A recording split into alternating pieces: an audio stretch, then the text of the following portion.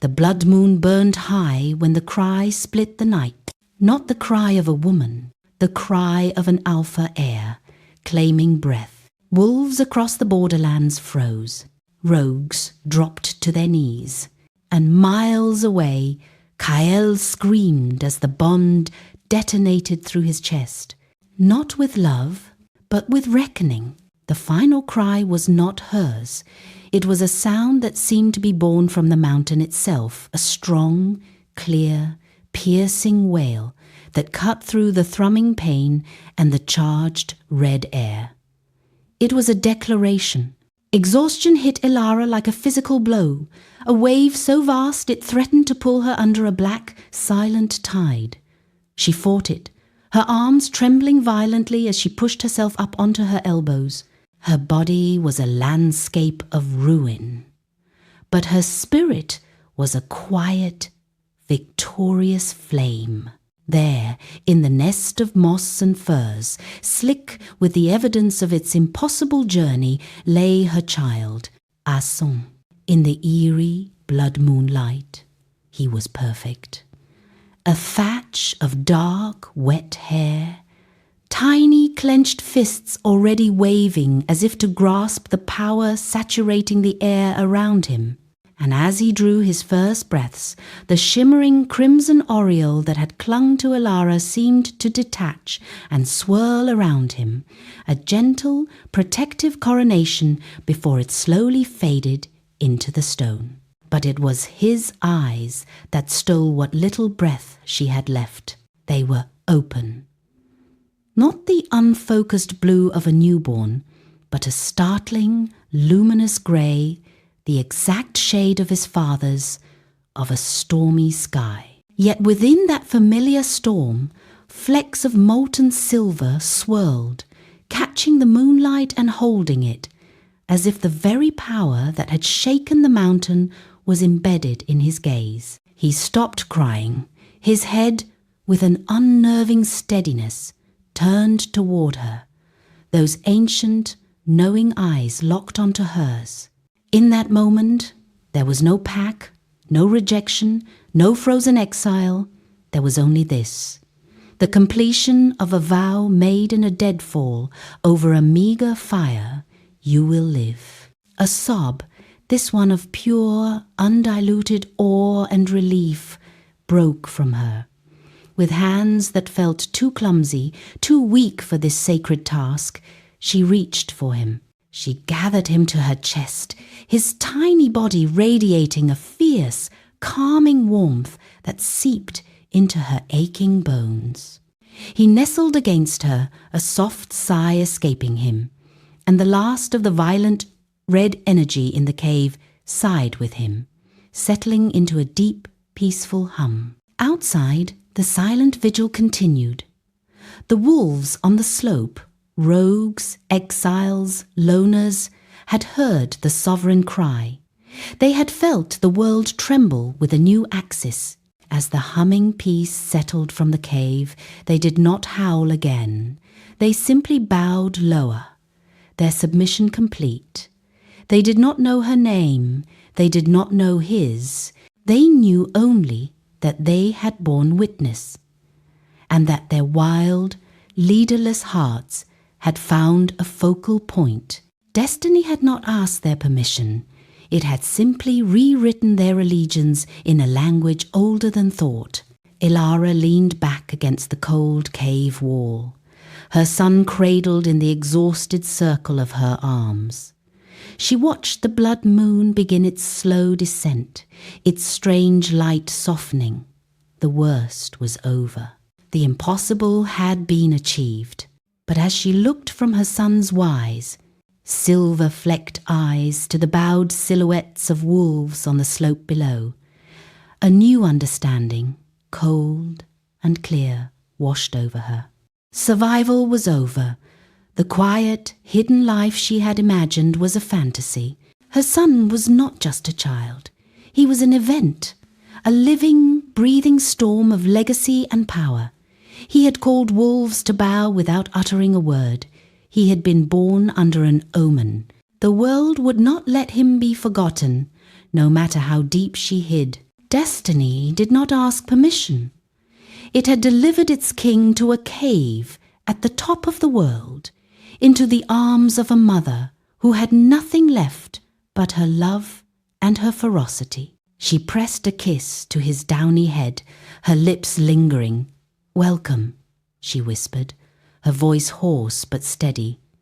"My son, my king." Below, the bowed wolves finally rose. They did not leave. They began to silently patrol the slopes, forming a loose, instinctive guard. They had no orders. They had a purpose. The heir was here, and his reign, silent and unknowing, had already begun. The blood moon surrendered the sky to a cold, star-pricked dawn. In the cave, a fragile peace held. Elara, moving with the stiff, careful motions of one whose body has been to war, tended to her son. She named him Lysander, a whisper from an old human tale she'd once loved, meaning liberator. It felt like a secret prayer, a hope woven into his being. He slept deeply, his small chest rising and falling with a rhythm that seemed to sync with the slow, deep pulse of the mountain itself. The wolves outside maintained their silent watch, a rotating, wordless guard. They brought offerings, a freshly killed snow hare left at the cave mouth, a bundle of dry, sweet-smelling moss for the nest. They asked for nothing. They simply attended. On the third morning, as a thin, pale sun tried to warm the stone, Lysander awoke. It was not the fussy, hungry cry Elara had braced for. He simply opened his eyes, and the cave stilled. The faint, ever-present whistle of wind through the high crevices died to nothing. The distant skitter of a pebble down the slope ceased. Even Elara's own breath seemed to catch in her throat. His eyes were Kael's storm grey, a mirror of the father he would never know. But as the light touched them, the flecks of molten silver within ignited, turning his gaze into something luminous and depthless. He did not look at the world. He seemed to apprehend it. He turned his head, that unsettling newborn steadiness in his neck, and his gaze fell upon the entrance of the cave, where the massive, scarred form of the lead rogue, a wolf called Fenrir, who had lost an ear in some forgotten battle, lay curled as a living doorstop. Fenrir had been a legend among the outcasts, a wolf of unbroken defiance. He bowed to no alpha, followed no law but his own hunger. As Lysander's silver-flecked eyes rested on him, Fenrir stirred. He lifted his great head. Their eyes met ancient, defiant yellow meeting newborn, sovereign grey. A tremor went through the rogue's powerful frame. Not a flinch of fear, but a profound, physical recalibration. A low whine, softer than the vanished wind, escaped him. Slowly, deliberately, he lowered his massive head until his muzzle touched the cold stone. His one good ear flattened back in a gesture of submission so complete it was shocking. He did not understand why. He only knew that he must. The aura radiating from the tiny bundle in Elara's arms was not a command. It was a condition. A gravity of presence so innate that defiance was not an act of will, but a logical impossibility.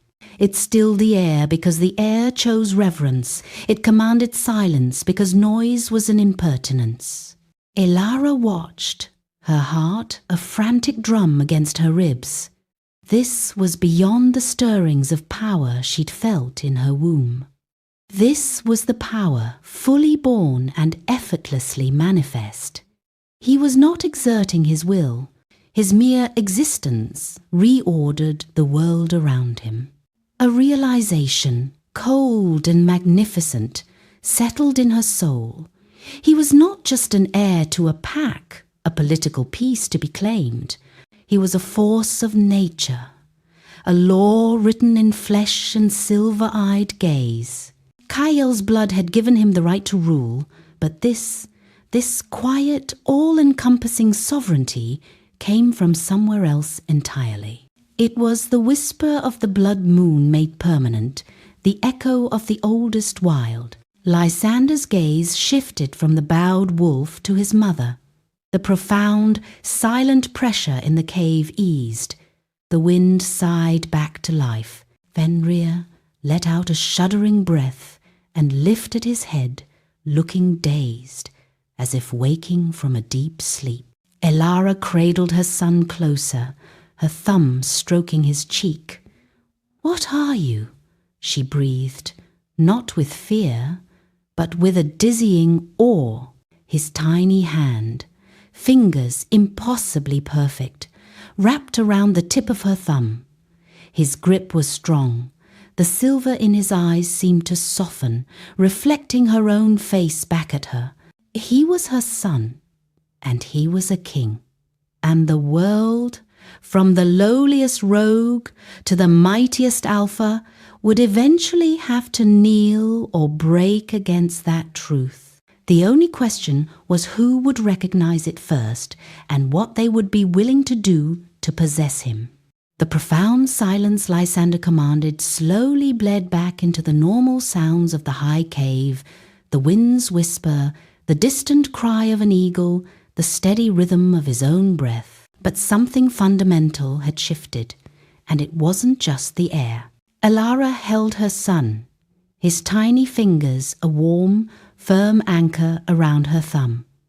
She looked down at his face, at the storm-grey eyes now drowsy and half-closed, the silver flecks muted like moonlit dust.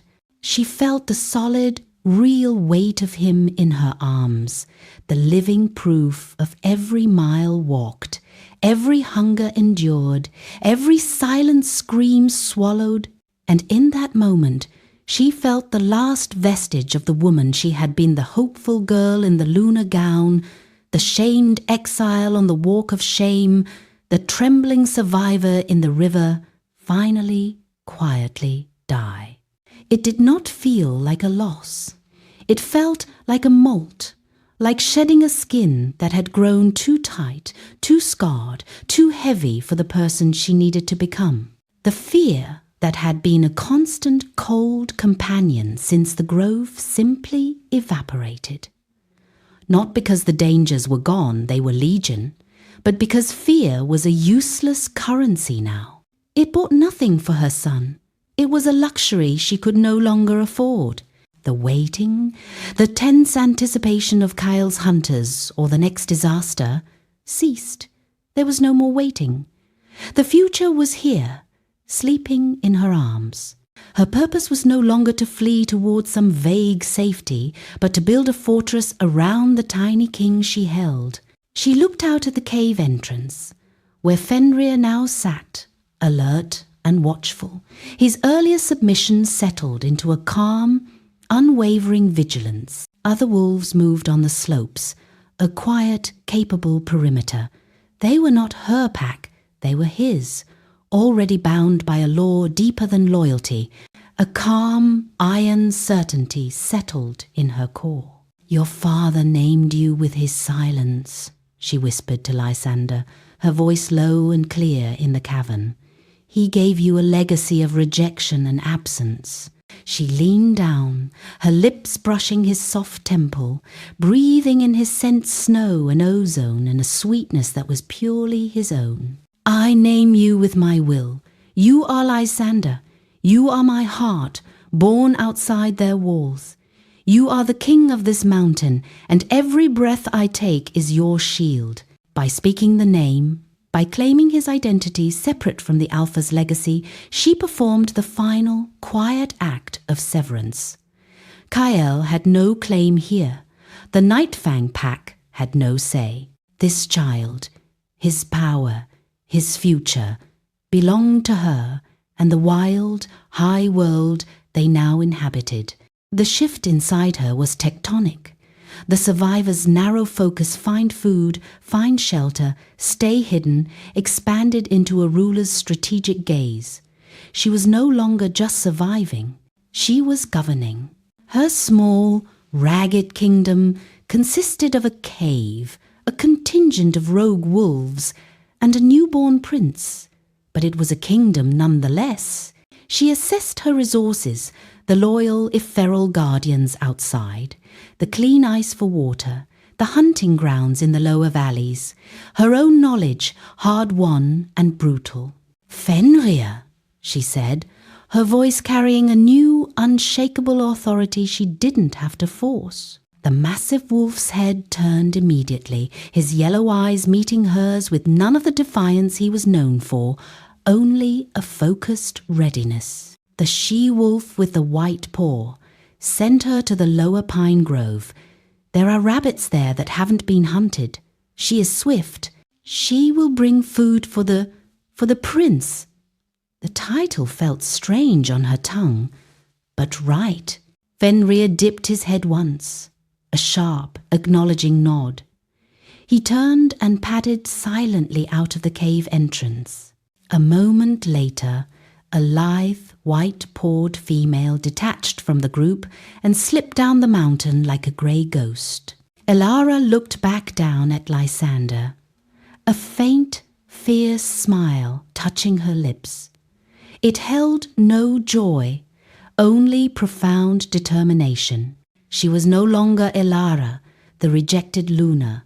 She was the regent of the high crags, the keeper of the silent king, and she would build a world worthy of him, stone by stone, with or without the permission of the packs below. In the Nightfang stronghold, the world had not settled. The psychic shockwave that had dropped Kael to his knees had receded, but it left behind a new, permanent channel, a raw, open conduit where the severed mate bond had been. It no longer carried Elara's emotions. It thrummed with a deeper, more fundamental frequency, the vibrant, undeniable pulse of a new life, his life. He did not get up from the floor where he had fallen.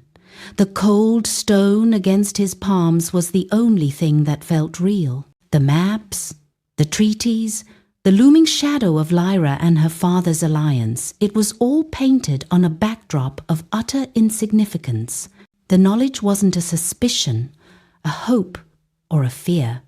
It was a knowing, etched into his soul with the violence of the birth itself. The child lived. It breathed.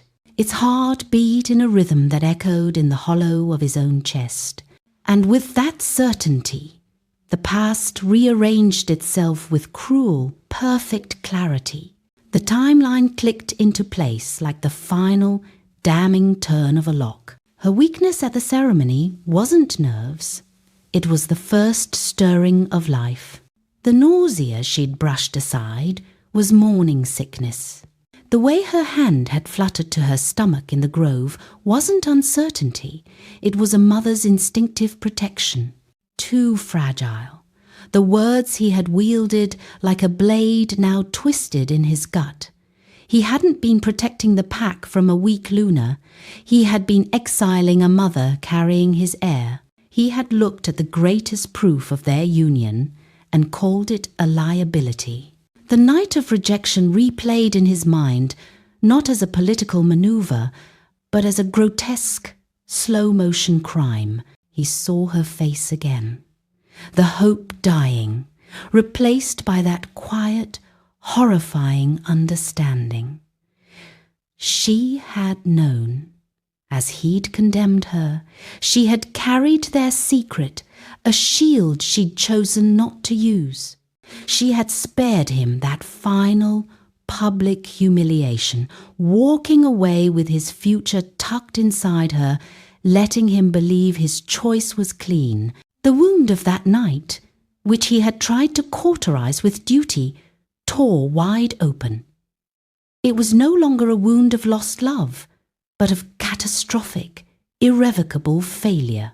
An alpha's first duty was to protect the pack's future, and he had personally cast it out to die in the wilderness. A low, wounded sound escaped him, there on the floor. It was the sound of a wolf caught in its own trap. Regret was too small a word.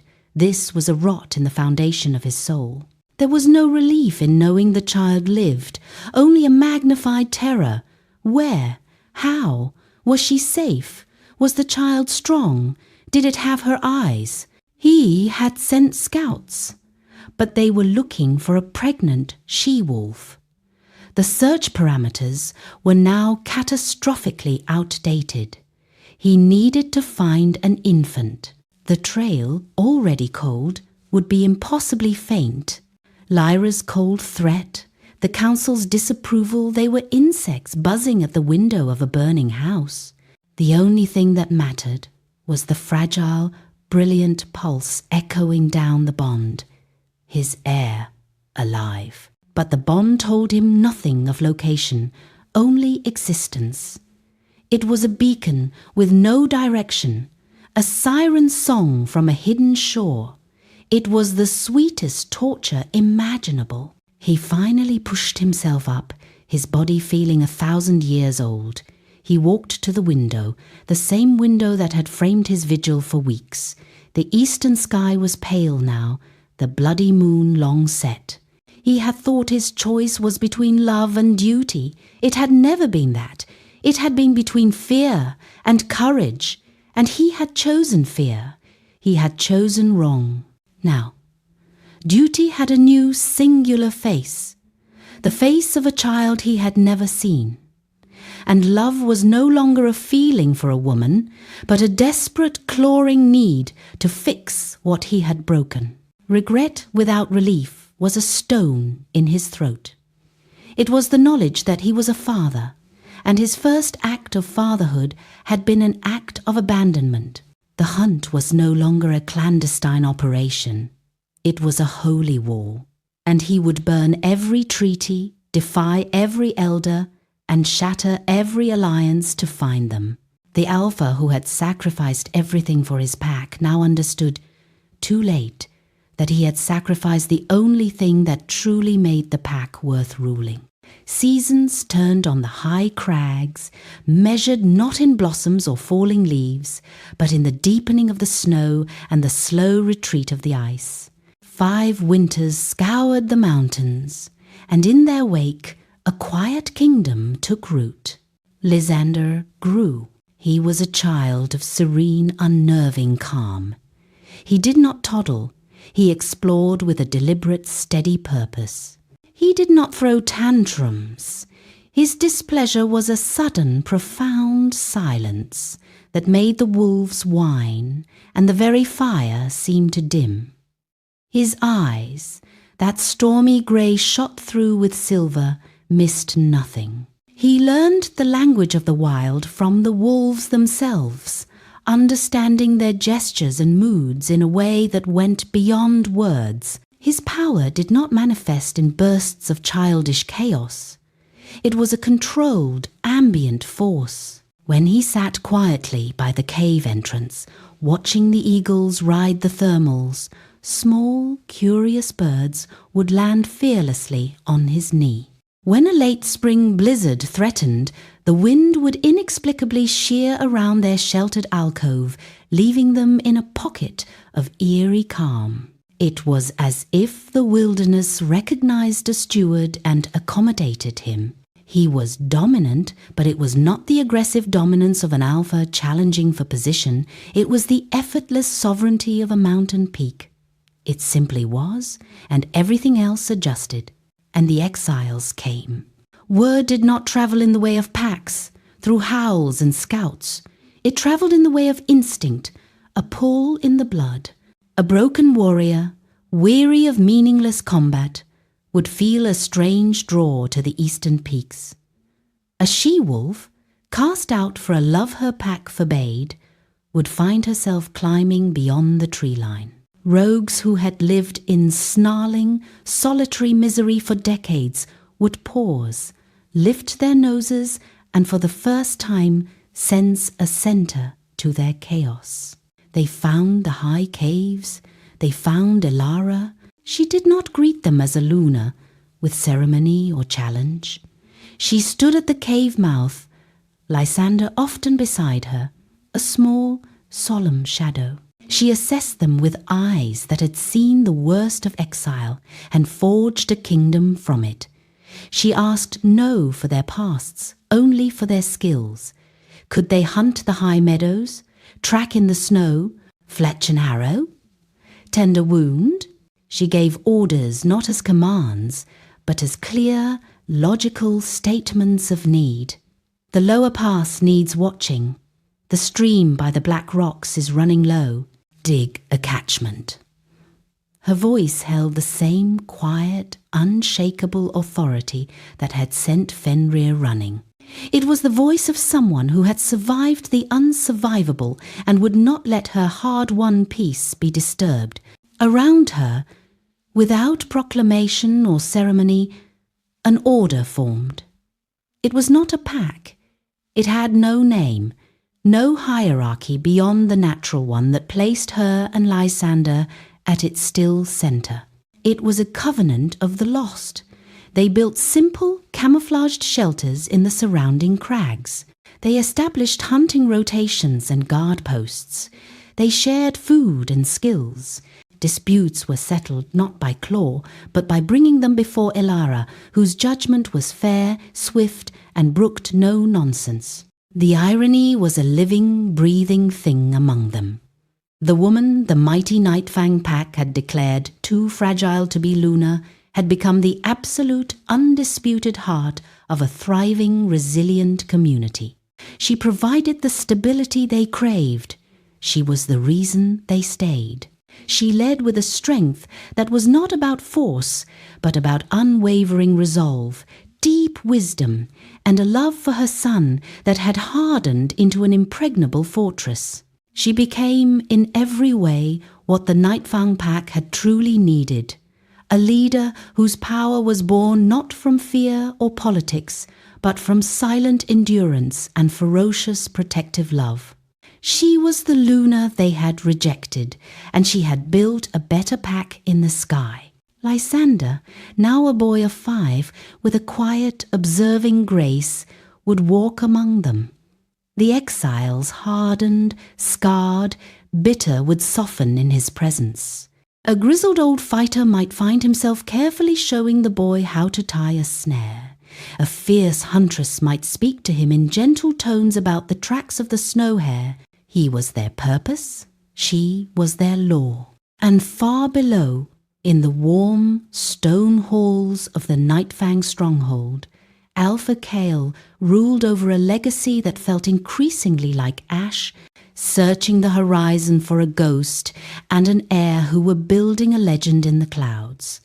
The Order of the High Crags had rules, and the first was this: stay unseen. For 5 years they had been ghosts in the mist, a rumour among rogues, a cautionary tale told by hunters who'd felt watched by unseen eyes. But the world of packs was one of endless, grinding tension, and tension has a way of spreading like a crack in ice. A dispute flared between Nightfang and the Grey Rock pack over a newly discovered vein of iron ore in the foothills. It was the kind of skirmish Kael would once have delegated. Now he seized on it. The foothills were east.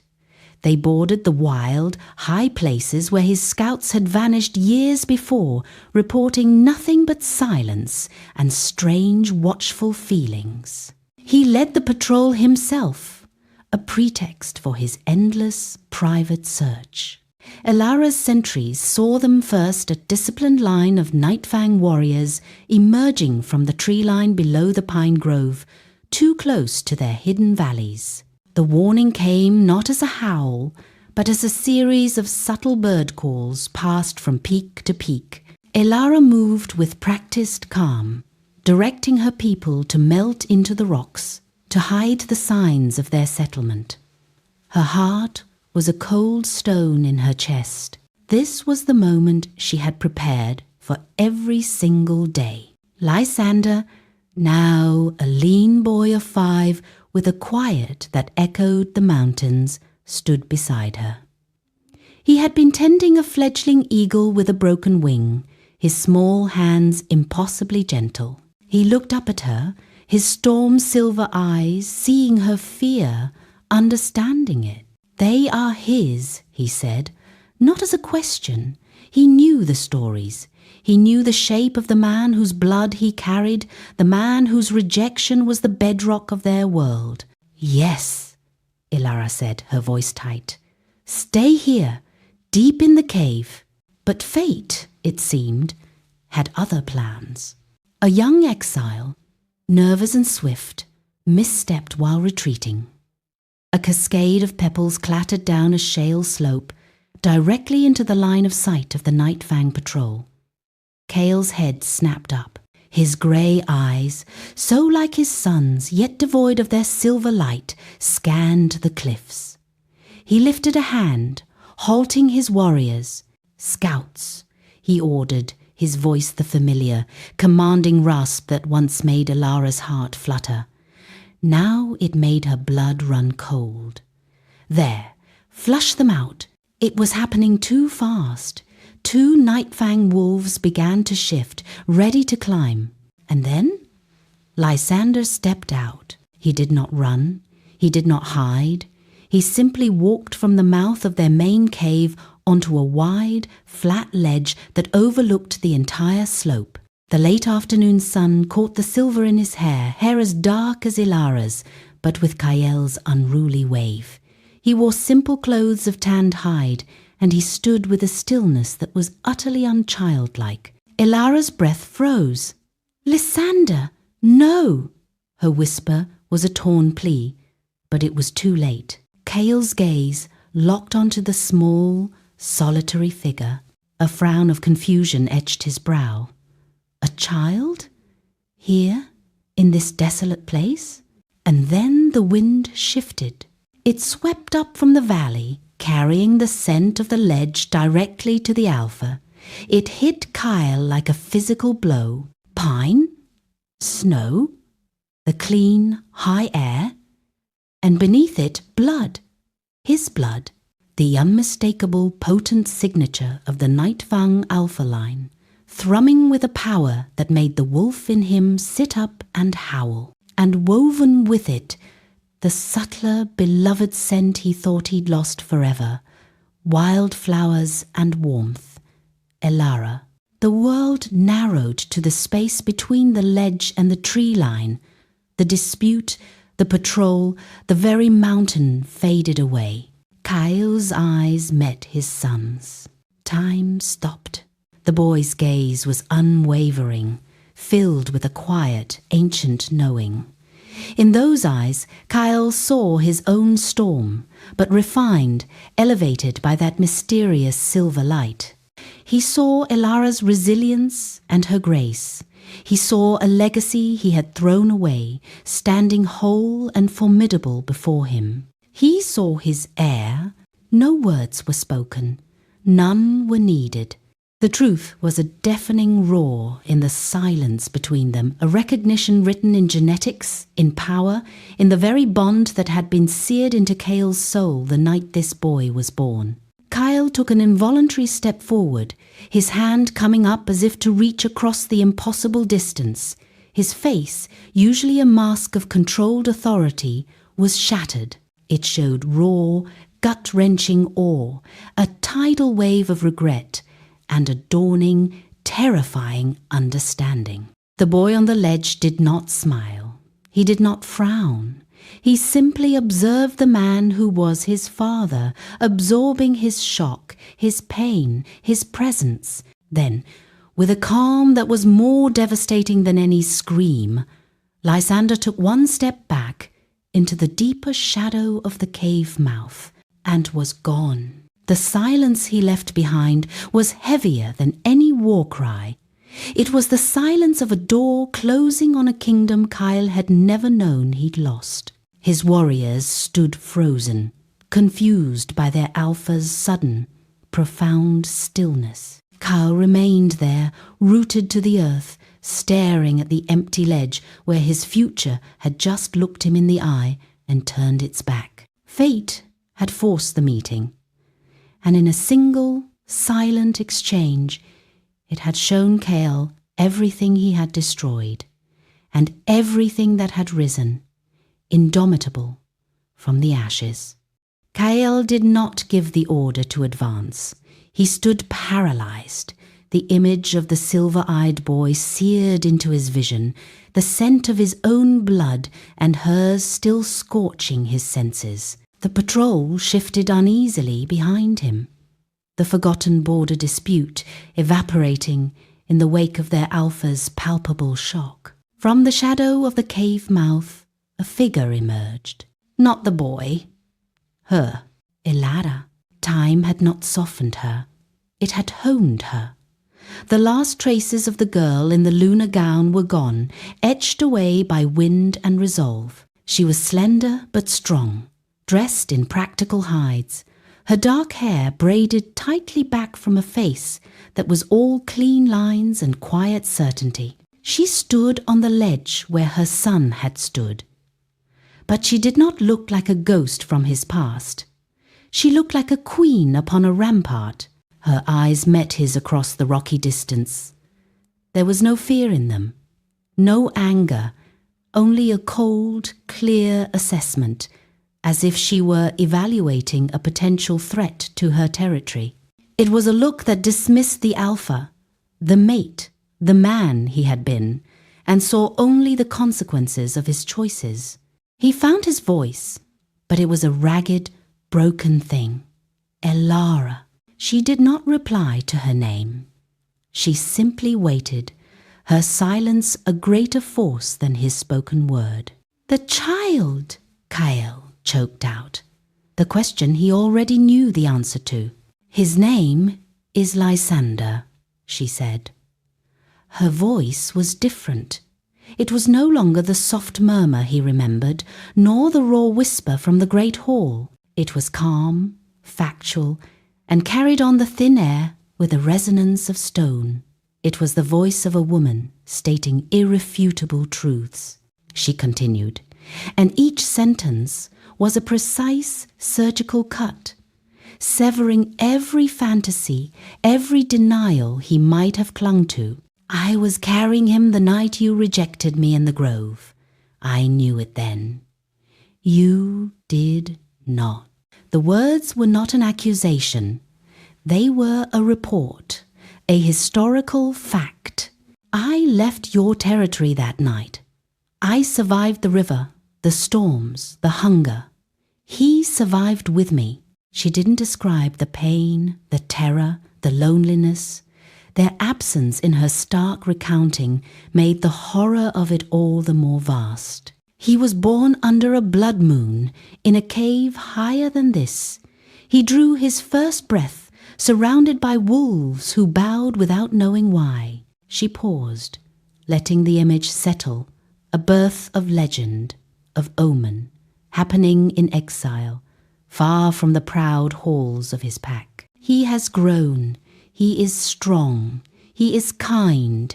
He is everything a leader should be." Her gaze never wavered from his. The final statement came not as a barb, but as the simple, devastating conclusion to the story she had just told. "We have thrived. We have built a life. We have found a family." Another pause, the most profound of all. "All of it," she said, her tone never rising. "Without you, the power dynamic didn't just shift, it inverted completely." The alpha on the ground, with his warriors at his back, was suddenly the supplicant. The exiled woman on the cliff, alone but for the hidden strength around her, held all the authority. She held the past, the truth, and the future, the living, breathing future who had just looked at him with ancient eyes. Kael felt the ground beneath him turn to ash. Every justification, every night spent twisting duty into a noble cause, crumbled. She hadn't just survived his rejection. She had transcended it. She hadn't just raised his child. She had forged a king in a crucible of his own making. His protection had been a coward's lie. Her strength was the only real thing left standing. He had nothing to offer. No excuse would bridge this chasm. No title could impress her. No power could compel her. He was just a man, standing in the ruins of his own choices, staring up at the dynasty he had banished. And for the first time in his life, Alpha Kael was utterly, completely silent. The silence after Elara's words was absolute. It was the silence of a verdict being rendered, of a world being reordered. The wind itself seemed to still, holding its breath. Kael's warriors, a dozen paces behind him, stood frozen, their confusion palpable. They had witnessed something sacred and shattering, though they did not yet understand its full shape. Kael did not look at them. His world had shrunk to the woman on the ledge and the ghost of the boy who had just vanished. Her truth had not just been spoken, it had been carved into the air between them, immutable. The mask of the Alpha, the cold control, the strategic distance, the weight of the pelt, finally, completely fell away. What was left was not a leader, but a man, hollowed out by 5 years of regret and 5 minutes of devastating clarity. He took a step forward, then another, moving away from his men, closer to the base of the slope that led to her ledge. His eyes, storm grey and stripped bare, never left hers. And then Alpha Kael of the Nightfang pack, who had bowed to no one, whose word was law, whose strength was legend, slowly lowered himself to one knee. The gasps from his warriors were sharp, quickly swallowed. It was an unimaginable sight. He did not kneel as an alpha submitting to a greater power. He knelt as a man, as a father, as the architect of his own ruin. Elara! His voice was rough, scraped down to its foundation. All the commanding resonance was gone. I have no right. He swallowed, the sound painfully loud in the quiet. No right to speak, no right to look upon him, no right to ask for anything from you. He bowed his head for a moment, gathering the shattered pieces of his pride, and let them fall. When he looked up again, his eyes were bright with a sheen of raw, unguarded anguish. But I am asking, not as your alpha, not as the man who made that catastrophic choice. He took a shuddering breath. I am asking as the man who loved you, who was too much of a coward to protect that love. I am asking as the father who abandoned his child before he ever drew breath. He placed a fist over his heart, a gesture of utter vulnerability before her. Forgiveness, I do not deserve it. I will never deserve it. But I am begging for it. Not to ease my conscience, but because the lack of it is a poison that has killed the man I was. His gaze flickered past her shoulder, toward the cave where Lysander had disappeared. The longing there was a physical ache. And a place, he whispered, the plea almost too soft to hear. Just a place, any place, in his life, to know his name, to see that he is safe, to prove to him that his existence is not my greatest shame, but the only thing left in my world that has any meaning. The mighty Alpha, brought to his knees, laid his soul bare on the frozen ground. It was the most honest thing he had ever done. Elara watched him. She did not move. Her expression did not soften.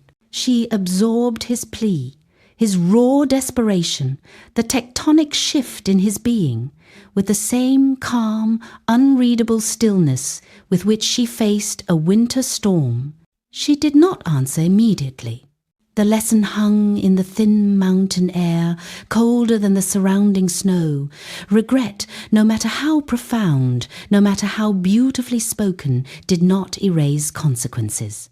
It did not rebuild the miles she had walked alone. It did not warm the nights she had shivered, clutching her secret to her chest. It did not feed her child when her own body was starving. It did not undo the public shame, the whispered label of fragile, the absolute solitude. His kneeling did not fill the 5-year void, it merely acknowledged it. Finally, she spoke. Her voice was still that calm, factual instrument, but it held a new, absolute finality. Your regret, she said, is yours to carry. It changes nothing for us. Lysander's safety, his peace, his world, these are not things you can beg for. They are things I built. They are mine to give or to withhold. She took a single step forward to the very edge of the ledge, looking down at the kneeling king. You have asked, she stated. You have been heard. That is all the answer you will receive today. With that, she turned, her movement decisive. She walked back into the shadow of the cave, leaving him on his knees in the gathering twilight, his plea hanging in the empty air, unanswered. The consequence of his choice was not her hatred, it was her sovereignty, and she had just shown him its unassailable borders. Kael remained on his knee until the cold of the stone seeped through his leathers and into his bones, a fitting penance. He rose only when the last sliver of sun vanished behind the peaks, plunging the ledge into deep blue shadow. The cave mouth was a dark, silent eye. His warriors, still and uncertain, watched him. He gave no order. He simply turned and began the walk back to the tree line, his shoulders bowed under a weight no alpha had ever been meant to carry. Above, in the heart of the mountain kingdom, Elara did not rest. She sat by the low fire in the main cave, Lysander beside her, his small body warm against her side. He was carving a piece of soft wood with a bone tool, his brow furrowed in concentration. He did not ask about the kneeling man. He had seen. He had absorbed. The lesson was already being processed behind those silver-flecked eyes. The exiled community moved quietly around them, casting glances filled with a new, fierce protectiveness. They had heard the Alpha's plea. They had seen their regent's silence. The air hummed with unasked questions. Elara stared into the flames, seeing not the fire, but the raw wreckage in Kael's eyes, the abject surrender of his kneel. It would have been easy, in a way, to let rage answer, to scream, to banish him forever, to seal their world with a curse. It would have been easier, still, to soften, to be moved by the spectacle of a powerful man brought low, to let the old, severed threads of the bond pull at a heart that had once loved him completely. But she was not the woman of those threads anymore. She was the architect of this place, the keeper of this child. Her decisions now were not about emotion, but about strategy, about the future. After a long silence, she spoke. Her voice quiet but clear in the cavern, meant for Lysander's ears, but also for the community listening. He will come back. Lysander's carving stilled. He looked up at her. He will come back, she repeated, because a man who kneels like that is not finished. He is beginning. She turned to her son, meeting his gaze. He is your father. That is a fact. Like the mountain is stone. It cannot be changed. But what that fact means, that is our choice, not his. She laid out the terms, not as a list of demands, but as the foundational laws of their new reality. There will be no bond renewed. What was severed will remain severed. We are not packed to him. There will be no reclaiming. You are not a possession he lost and seeks to find. You are a person he must learn to know. There will be no rewriting of the past. What he did, what I endured, what we built, that history stands. It is the ground we walk on." She paused, the firelight dancing in her resolved eyes. If he wishes to be near, he may earn proximity, nothing more.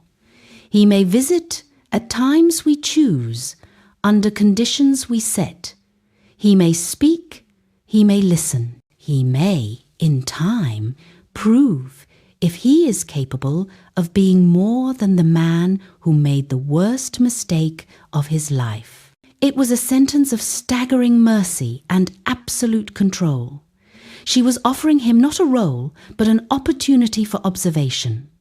Not a place at the table, but a chance to stand at the window.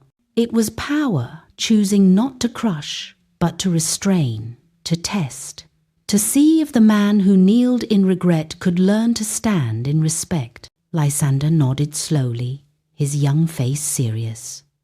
"He is sad," he observed, with a child's piercing simplicity. "Yes," Elara said, "but sadness does not fix what is broken. Only actions do." The theme was set.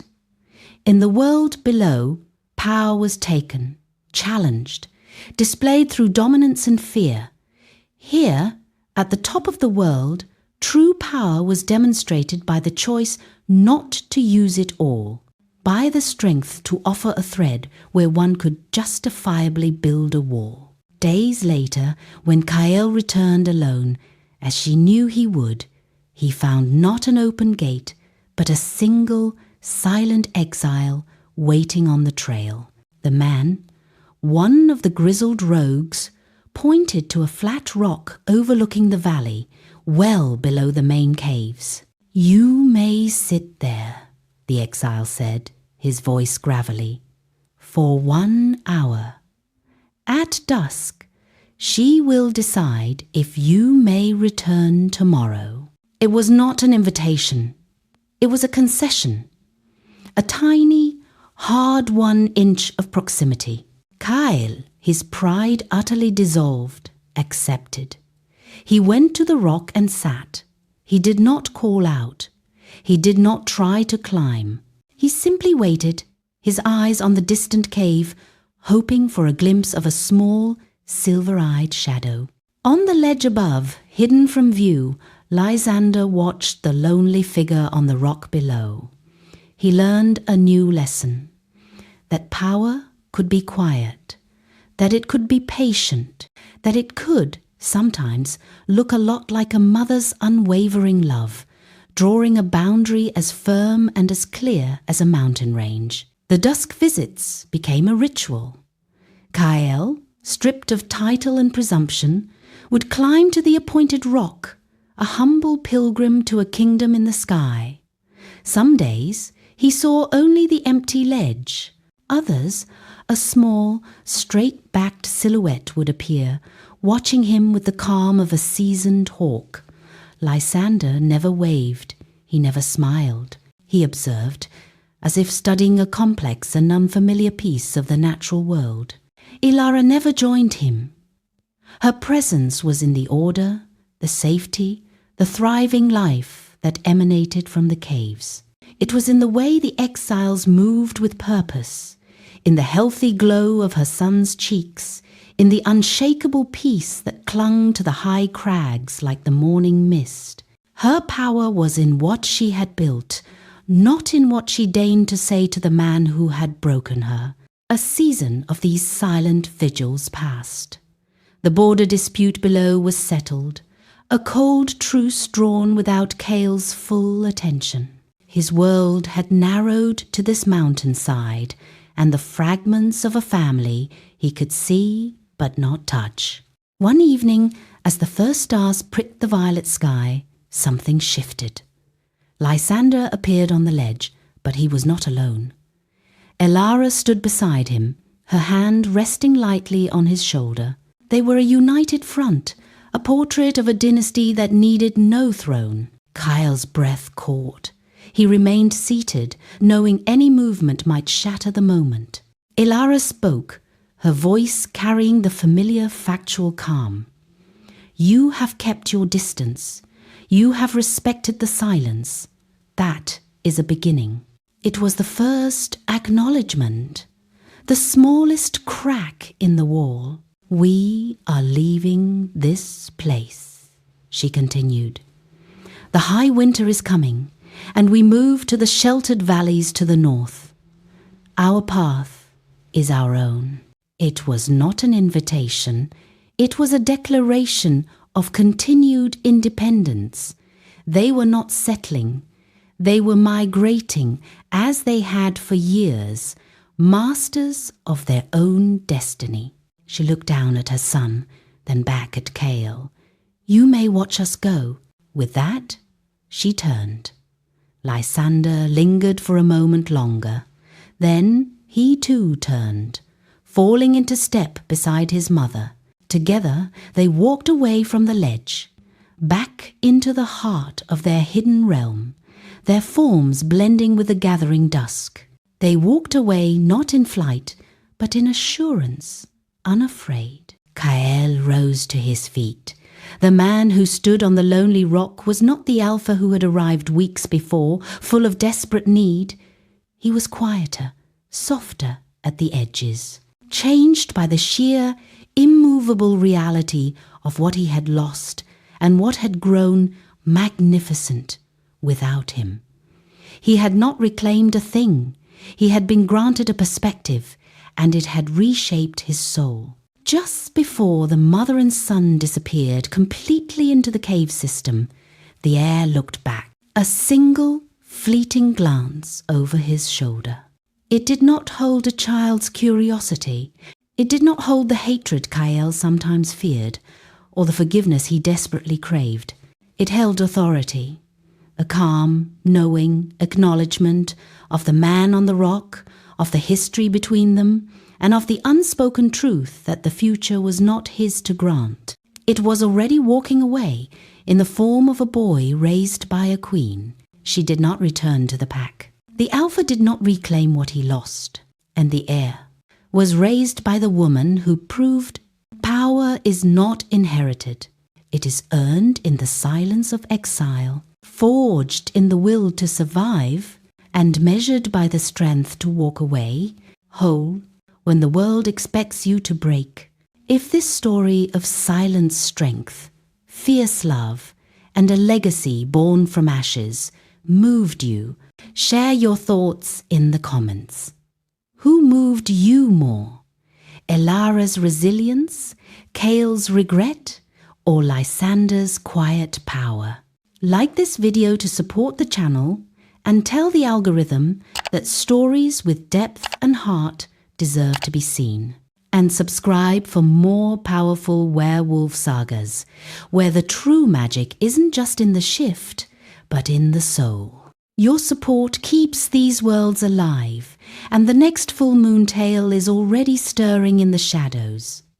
Until then, remember, the greatest packs are not always the loudest. Sometimes they are the ones built in silence, at the top of the world. Thank you for watching.